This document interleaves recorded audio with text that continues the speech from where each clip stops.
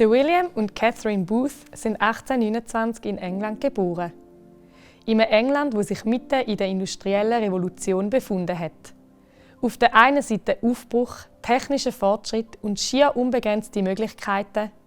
Auf der anderen Seite haben viele einfache Handwerker ihre Arbeit verloren und so haben sich Armut, Gewalt und Hoffnungslosigkeit breit gemacht. Das Leben von William und der Catherine war geprägt von einer grossen Leidenschaft gegen die Not und Ungerechtigkeit und dafür, dass Menschen Gott kennenlernen können.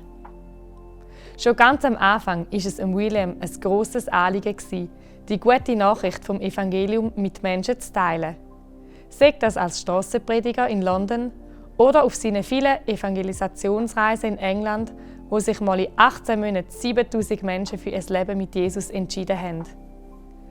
Weil sie diesen Kirchen, wo William und Catherine dazugehört haben, aber keinen Platz für die armen und kaputten Menschen gegeben hat, sind sie in verruchten Londoner Stadtteil East End gezügelt und haben dort 1865 ihre eigene Kirche gegründet, die später zu der Heilsarmee geworden ist.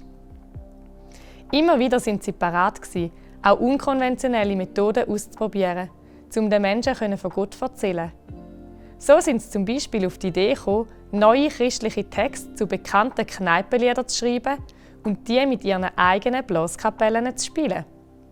Für diese Blaskapellen ist die Heilsarmee bis heute weltbekannt. Weil es diesen Menschen, die zu Jesus gefunden haben, oft wirtschaftlich so schlecht gegangen ist, dass sie unter Hunger und Armut gelitten haben, ist William und Catherine bald klar geworden, dass sie sich auch ums liebliche Wohl der Menschen kümmern müssen. So haben sie unter anderem damit angefangen, Suppenküchen zu organisieren und haben den Menschen ganzheitlich gedient, unter dem Motto «Suppe, Seife, Seelenheil». Das Banner der Heilsarmee ziert den Schriftzug «Blut und Feuer». Es steht für die beiden kennzeichnenden Elemente ihrer Arbeit. Das Blut symbolisiert die Versöhnung mit Gott durch den stellvertretenden Tod von Jesus Christus. Das Feuer steht für die übernatürliche Kraft vom Heiligen Geist, wo das Leben von Menschen verändern kann.